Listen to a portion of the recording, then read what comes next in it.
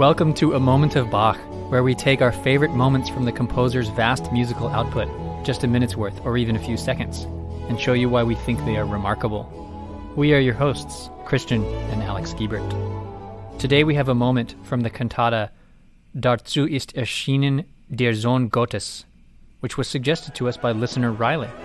And the moment comes from the opening chorus. Darzu ist erschienen der Sohn Gottes. Darzu ist erschienen der Sohn Gottes.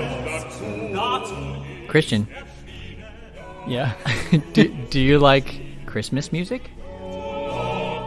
Yes? Good. Merry Christmas.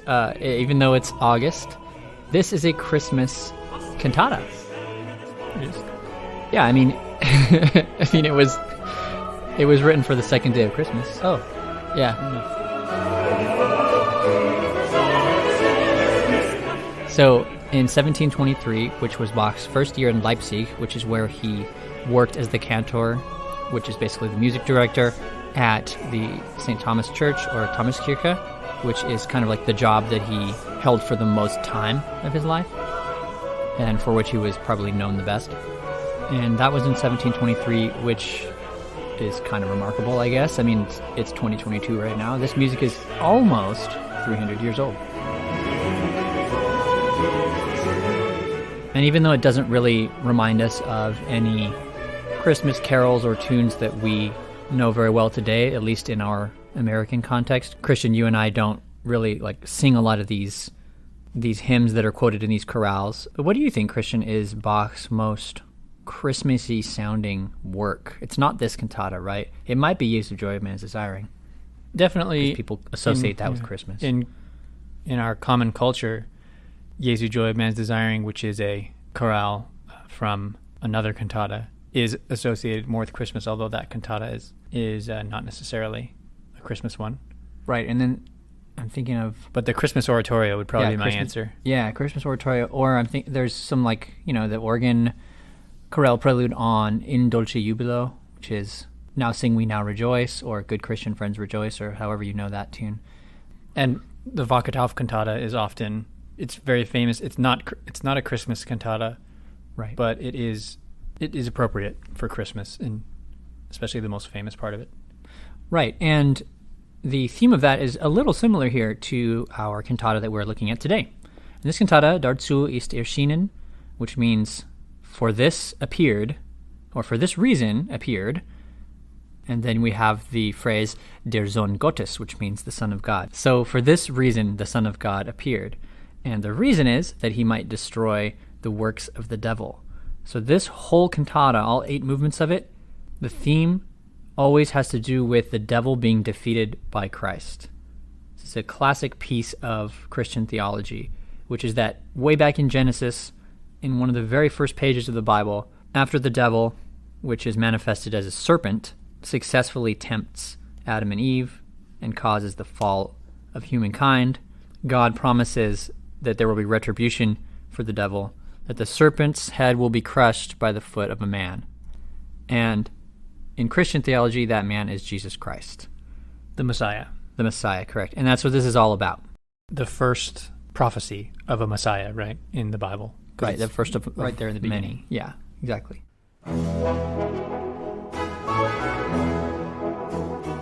our listener, Riley, sent in a really nice email talking about this particular first movement of this cantata and the extravagance and the majesty of it.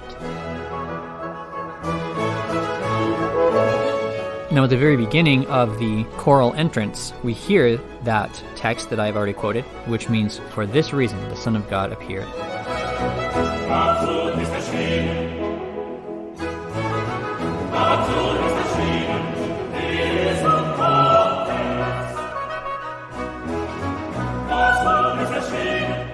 However, Riley's favorite part of this opening chorus is the middle section, which is a fugue. Bach does this a lot in his choral movements. He will have basically an ABA form, which is known as a ternary form, and there will be an A theme, and then there will be a B section that is all a fugue, and then it will return to a recapitulation of the A theme to close out the movement. Usually these movements are like 3 to 6 minutes long. Sometimes they're a little longer. This one's around 4. And you get to hear this magnificent fugue in the middle of it. Darzu ist erschienen der Sohn Gottes. Darzu ist erschienen der Sohn Gottes. Darzu. Riley says, it's a true marvel to the ears, this fugue. Bach is demonstrating a high level of counterpoint and contrapuntal motion. Yep, I agree. That's very true. Riley goes on to say, I would highly recommend anyone who listens to Bach or is studying music to listen to the whole cantata, as Bach uses various techniques to represent religious imagery with serpentine patterns. Yeah, there's the serpentine, right, Christian? In semiquavers seen throughout the work when mentioning the devil. And semiquavers here, the American terminology would be 16th notes. So like fast-moving notes. And then repetitive percussive notes which create a rhythmic impact to the piece. That's true. There's a lot of interesting color in this cantata. And we do see a lot of those little floaty notes, don't we? Now let's look at that entrance of that fugue that Riley was talking about. And here we have another setting of that same text. It's almost as if Bach thought he just couldn't help it. You know, he's got this beautiful text. He's already laid out a beautiful, magnificent version of it in the A theme. But he just couldn't help it. He wanted to make sure that he got a good fugue in there too. One thing I really love about this first part here is the syncopation in the continuo part.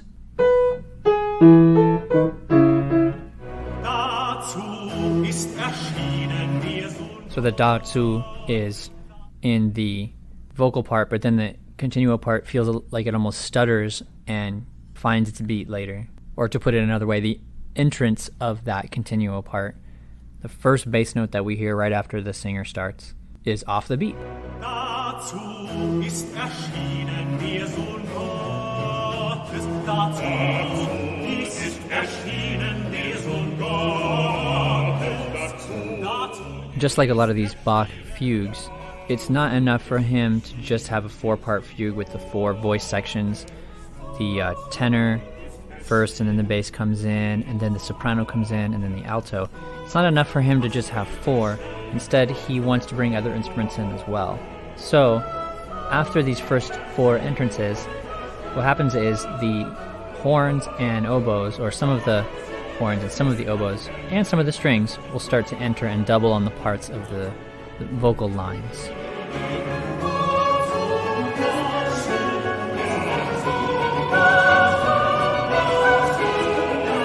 And what's particularly notable is just the use of 2 horns.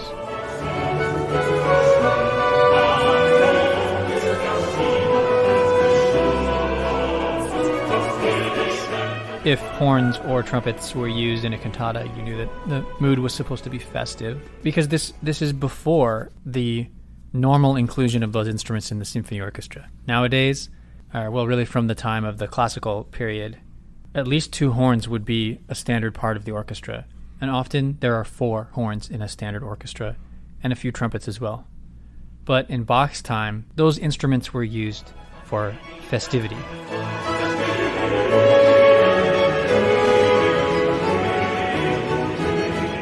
And they were hard. These horn lines look hard to play on a Baroque horn, by the way. These instruments were hard to play because they did not use the valve technology that we now have, the rotors and valves that our brass instruments now have. So these passages are pretty much reliant on the performer's mouth pressure.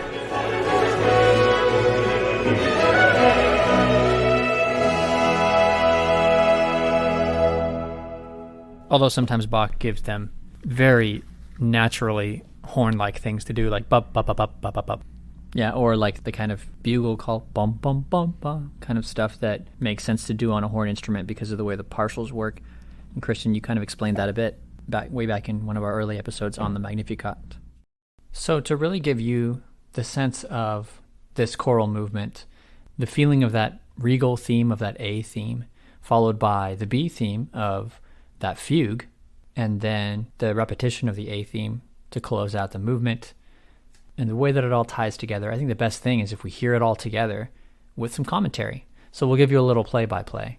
Here's how the introduction starts. So horns and oboes and strings are three main instrument groups we're working with.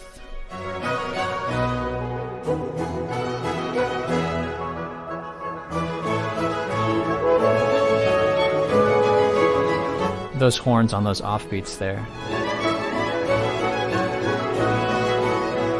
Here comes the choir. Little commentary by the instruments.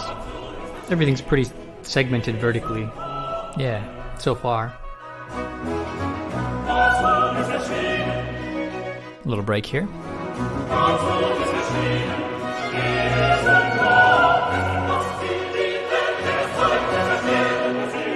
Lots of repeated notes with the choir.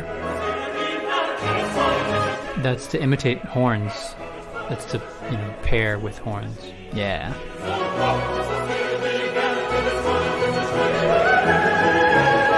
A lot of movement in the bass. Coming to a cadence. Fugue. Bass comes in, there's two voices now. Here comes the third voice.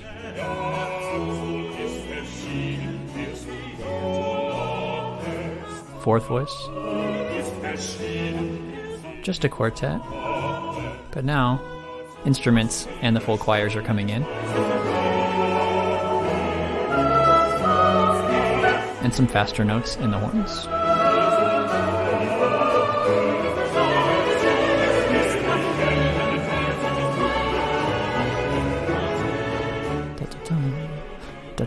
Some syncopations there.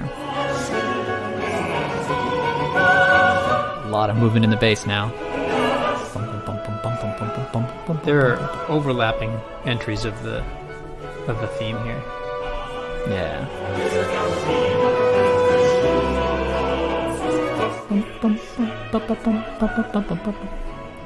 Really interesting stuff happening in the bass there.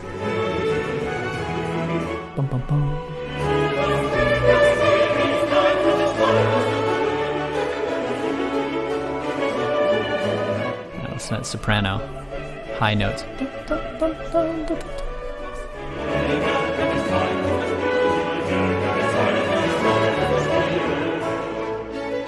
All right. Some separation now with the choir again.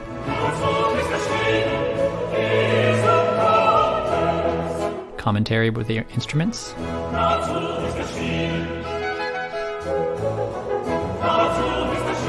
The instruments are grouped, right? Sometimes it's horns. Another group is the two oboes, and then another group is the three string parts. Comes an oboe feature. Now strings. Now horns are kind of come in here.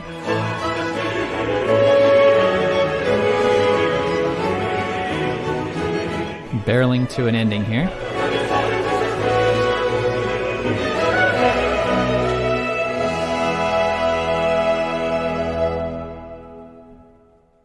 Just such a satisfying ending there. I was telling you earlier, Christian, I like the voicing of the horns on that last chord. I like where they land. It's just, everything is in its place, right? And that's kind of how you have to be with this large instrumentation.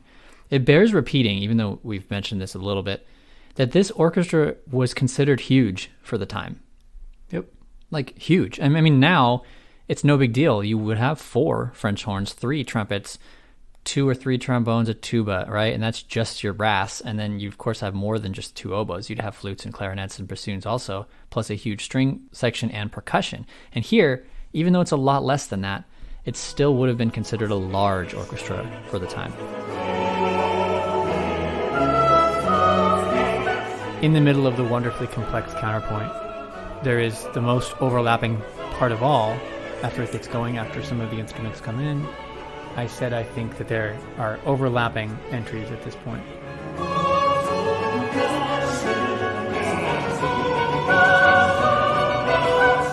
The term for this is stretto, where the theme overlaps in multiple parts. Before it is finished happening in the first part, it is overlapped with another part, and then maybe even another and another.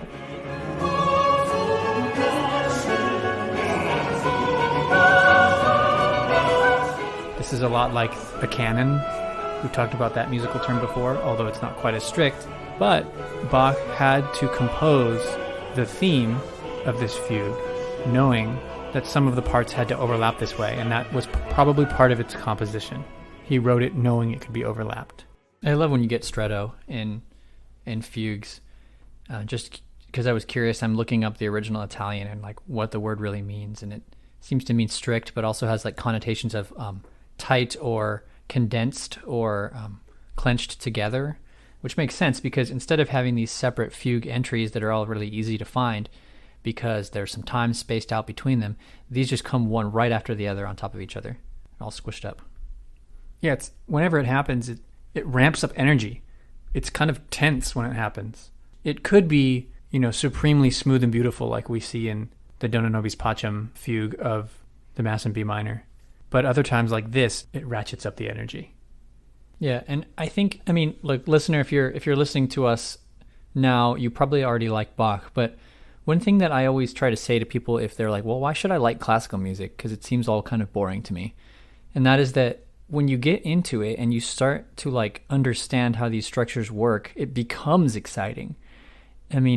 It's hard to describe it, but imagine somebody who really likes, let's say EDM, which is electronic dance music, like something we've mentioned on this podcast before. That music can have this real strong drive and intensity, and it ratchets up this intensity by the dynamic, and not usually the tempo, but the dynamic, and then like the division of the beat going in half and then in half and then in half, so it just keeps on going, sounding like it's going faster, and then it ratchets up to a point, and then everything cuts, and then it goes into the drop, right? Like that's a huge part of that kind of music, and Baroque music has stuff like that functions in a similar way, that ratchets up tension, that barrels to a cadence, that pulls into a cadence in a certain way that it needs to do, that people listening at that time, it's funny, we might think of these like, these white wigs that Bach wore and these like very formal people, but they would have felt in the music this same kind of thing with this almost unbearable tension, and then this drop, and then this just like satisfying conclusion to the musical phrase. So when somebody asks, well, classical music is boring, so why should I care? I think it's just like any genre, right? Where once you get into it, then you understand what makes it powerful for people, and you understand once you like start hearing these harmony, these progressions, and where the composers take them, that's when it starts to really hit you, like in a more core emotional way rather than just analyzing it. Yes, music appreciation kind of sounds like a boring task, like yeah. You need to listen to this and learn about this in order to appreciate it. But of course, we don't believe that it's inherently a boring exercise. If we did, we wouldn't have this podcast and you wouldn't be listening to it. But I think that there's enough, I think it's all about the music. I think if we approach the music with like, there's at least some tiny kernel of something that I want to know more about in this music. I want to know why I liked it. Sometimes it's that. It's an emotional core that leads to an intellectual growth of understanding of something. I think that's how a love of Bach starts. And with something like this, a love of intense counterpoint in such a section as this fugue in this cantata. Yeah, and there's so much hidden complexity there. But it's hard. It's not easy. Kind of like how sometimes doing the right thing in life is doing the harder thing. It's the same way with composing and with like listening to music and getting into different kinds of music. With composing, it's like if you always do what comes to mind first, that's easy, then you'll never grow as an artist. And with listening to music, it's kind of similar. If you stay with your genre, if all we listened to was Bach, for instance, it would actually be very limiting. There's so much there, but of course, there's all these other genres. So it's about intentional listening, and it's not like you have to analyze while you listen.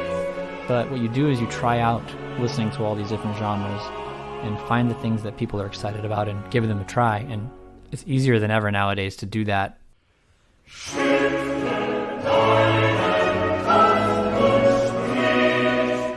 Even if you don't own the music yourself, you can find almost anything online, and you can just listen to it for free in most cases. And then, once something really grabs you, then dig into it, and you'll find a lot of fulfillment there. And you don't have to like everything that you listen to. I think something that's incredibly freeing philosophically is if you just let yourself listen just to hear something different. Listen to a thing that you've never listened to before. I don't think I really knew this cantata at all until we looked at it, and it was Riley who introduced me to it. Right. Now, it doesn't mean that you have to like it. Listen to things that are not Bach, and you're not obligated to like it. You're not obligated to like Bach as much as other people do. But you have to let yourself listen.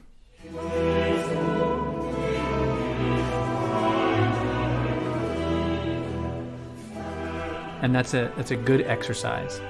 Sometimes you will start liking something that way, but other times you'll just learn more about yourself and why you don't like it, or why you felt differently the first time versus the second time you listened to something. It's just, what I'm trying to say is, don't get stuck in a rut and listen to the same music all the time, because I think that limits us. I think our perception can be so much wider.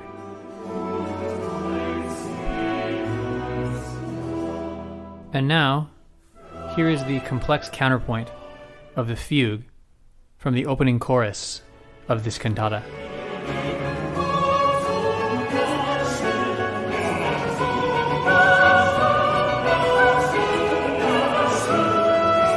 If this introduction to a musical moment has inspired you to hear the rest of the cantata, please see the link in the episode description to see its performance by the Netherlands Bach Society.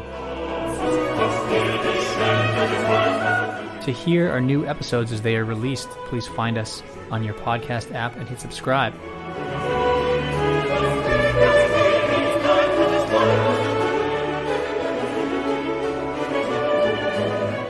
Okay, Christian, what moment of Bach are we going to look at next week?